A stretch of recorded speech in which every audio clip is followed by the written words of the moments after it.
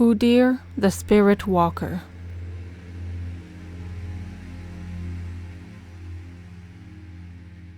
Whenever the moon rises into a wintry sky, round and red as blood, the Spirit Walkers of the Freljord know that another of their kind has been born into the world.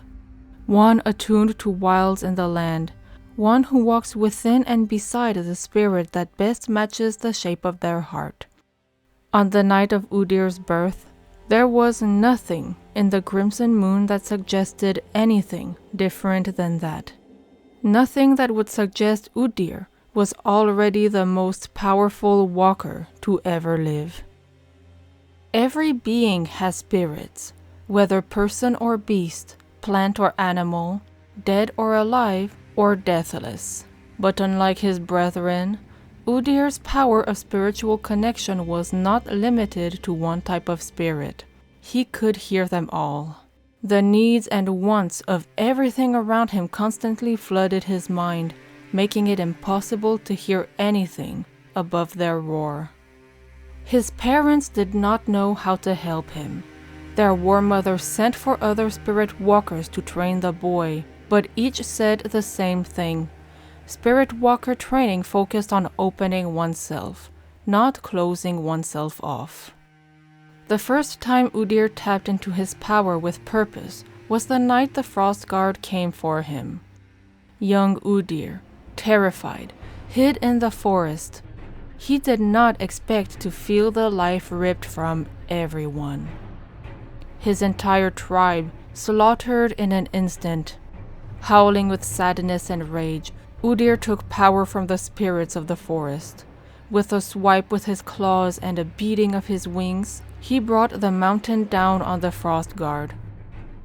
Alone, grieving, and overwhelmed, Udyr wandered the wastes for years, doing what he had to in order to survive. He did not interact with humans again, until he landed the killing blow on a wild claw that was troubling a Winter's Claw hunting party. Impressed, they brought Udyr back to camp. War Mother Hien sent him to be trained in the ways of war alongside his daughter Kalkia. The wild boy showed the lonely daughter how to live in the wild, and she showed him how to live among people. Soon, the Winter's Claw began to almost feel like a home. But that changed when a pack of starved and diseased Rimfang wolves skulked close to the camp. Udyr lost himself in the fog of the pack's madness and hunger, attacking and nearly killing a child. It took Kalkia and her mother's true ice to stop Udyr. After the wolves had all been slain, Hien banished Udyr from the Winter's Claw. Udyr returned to the mountains, far from those he could hurt. Kalkia would visit whenever she could get away until she was eventually called upon to lead her tribe. She joyfully lifted Udyr's banishment, but he refused to return. He still had no control over the spirits whose wants and needs howled inside his mind, but swore he would always be there to protect Kalkia and the people she loved. That was the last time they saw one another. Everything changed when a foreign monk sought him out, saying he had to come train with the spirit walkers so that he may learn how to subdue the dragon spirit that burned within him. Udyr refused, but the monk challenged Udyr for the right to train with him. They fought to their limits, but in the end, neither won. The monk introduced himself as Lee Sin, and said that this battle had shown him they both had much to learn. He invited Udyr to train in his homeland of Ionia. With nothing left to tie him to the Freljord, Udyr agreed. The two men grew close during their journey, taking time each day to spar together and to speak of the spirits. But when they finally arrived at Hirana Monastery, they found it besieged by Noxian invaders. Calling upon the spirits of Ionia, Udyr leaped into the fray. After their victory, the two men asked the abbot for guidance on how to learn control. The abbot told them that self-mastery had no guaranteed end, but agreed to train them both. For the first time, Udyr's mind was quiet enough for him to hear his own thoughts. He and Lee trained together to master the spirits within and beside them. With new knowledge and understanding, Udyr was able to help Lee and his dragon find balance with one another. And through this endeavor, Udyr came to understand that harmony and interdependence created a state of balance in Ionia. In contrast, balance in the Freljord was based on a sense of struggle and conflict, of growth and change, where the fight to survive against an uncaring and dangerous environment lived deep in the soul of every Freljordian. After several years, Udyr's powers plateaued. He was faced with the choice to stay and train in Ionia, or return to the struggle of his homeland where he could continue his growth. In the end, the choice was obvious. Lee gave Udyr one of his blindfolds to keep with him, a reminder of his commitment to self-mastery, and asked for a promise that, once Udyr had achieved what he was looking for in the Freljord, he would return the blindfold to Lee in person. Udyr wrapped the blindfold around his hand before setting off across the world again to take up the mantle of Spirit Walker. A new conflict between an Avarosan and Winter's Claw Warmother greeted Udyr upon his return to the Freljord. The Avarosan wanted to unite the people of the Freljord under a single banner, putting an end to their struggle. Udyr understood that such an action would harm the spirit of the land, and so he decided to offer counsel to the other side, the Winter's Claw. It was Kalkia's headstrong daughter, Sejuani, who received him, and he could feel her need for guidance. The young woman accepted Udyr's help, but Sejuani's trust was hard-won, for she had grown up hearing tales of the Spirit Walker and his bloodlust. Udyr came to appreciate Sejuani's drive and cleverness, though her ruthlessness worried him. Sejuani saw wisdom and a warrior's heart in Udyr, but his frequent absence grated her nerves. In time, they came to view one another like family, a surrogate oath-father and daughter, though they would never say it aloud. Before long, another Spirit Walker summoned Udyr down to the south, but fate intervened when he met a strange old woman in an enormous coat. She asked for his help with several impossible tasks that he inevitably failed. Entertained by his attempts, she rewarded his efforts with bread so salty that he choked, and water so cold that his vein turned to ice. The old woman laughed at his reaction and shrugged off her coat, and the spiritual power hit Udyr like an avalanche. He passed out and woke alone. But he could feel something had changed within him. A new power had awakened. He didn't realize it, but the Seal Sister, in one of her many disguises, had tested Udyr and given him her blessing. Still unnerved by this odd encounter, Udyr joined his brethren in the south and listened as they told him of a strange spiritual shift they had each felt. They feared the Freljord was dying, the spirits of the land itself crumbling from within. Udyr believed that it was the Avarosans, in their efforts to unite the Freljord, that was causing this pain. He told the other Spirit Walkers as much, and asked them to fight against the Avarosans' advance, alongside the Winter's Claw. Many were skeptical, but others, afraid that Udyr might be right, agreed. With his new spiritual power flowing within him, Udyr raced back to the Winter's Claw to help end this existential threat to the Freljord once and for all.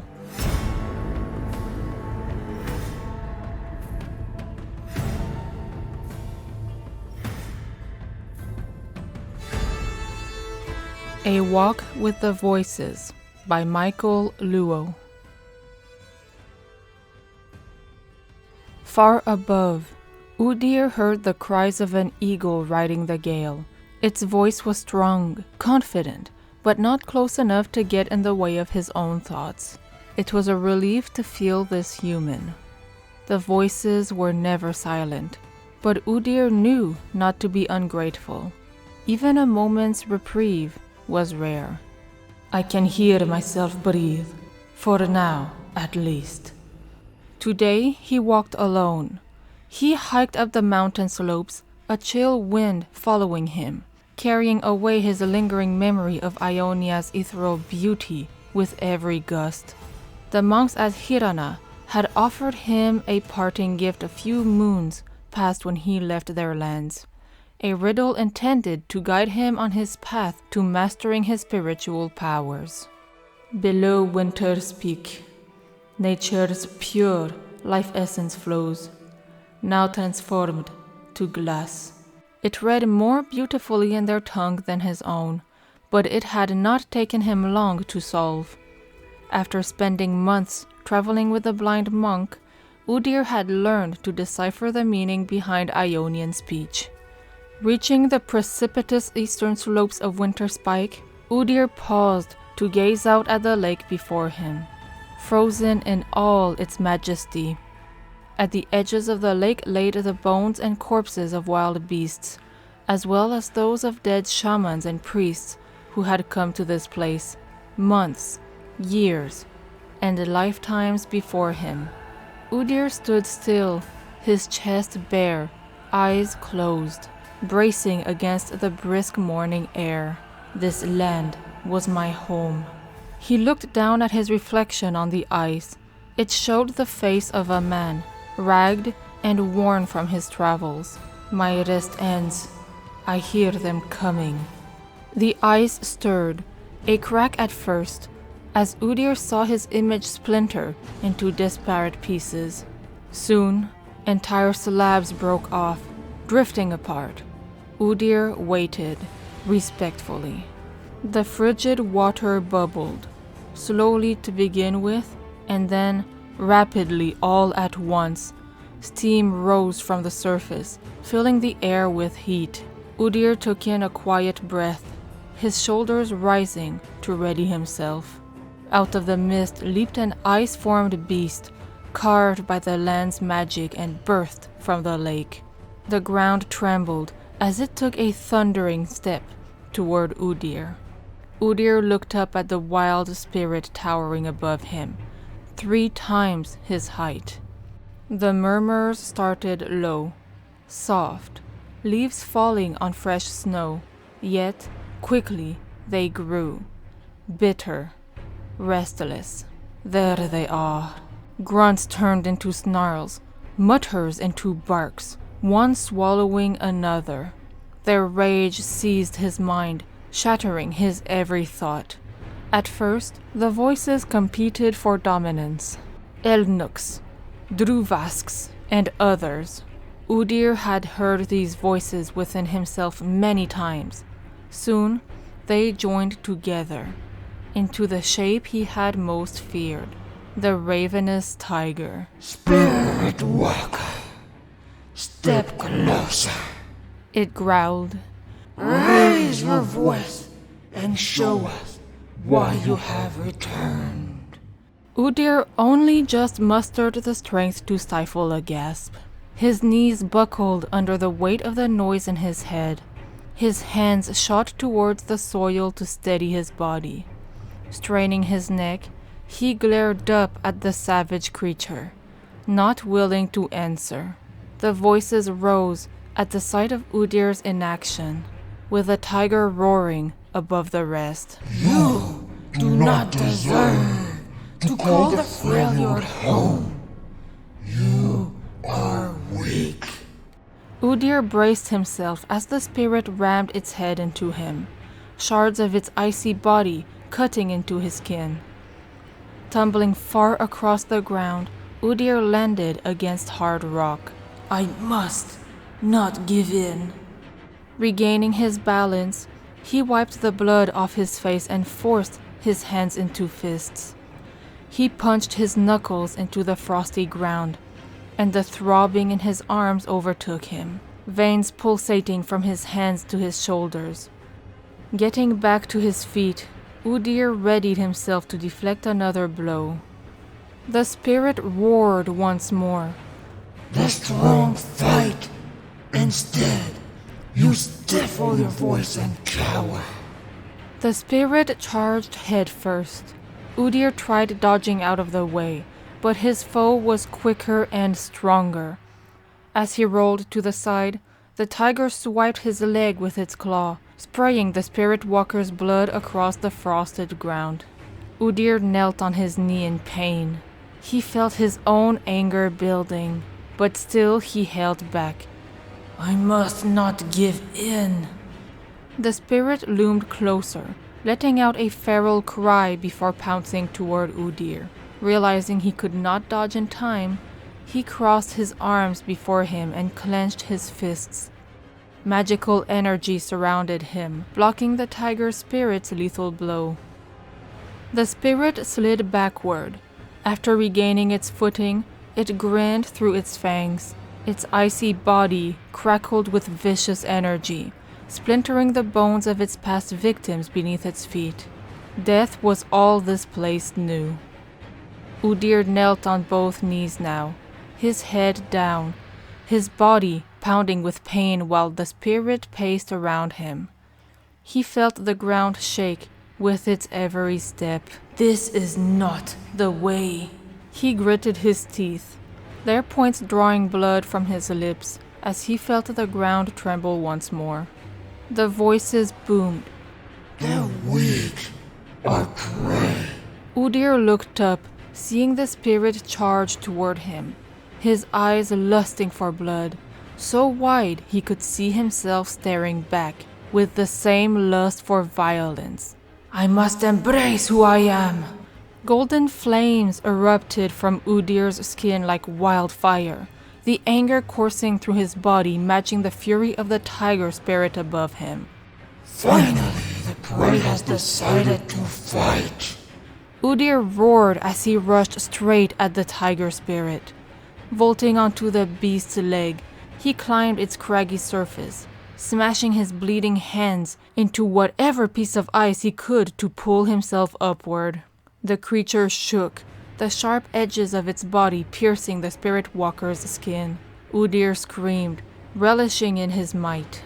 At last, his wrath matched the fire in his foe, as the two reveled in their savage violence.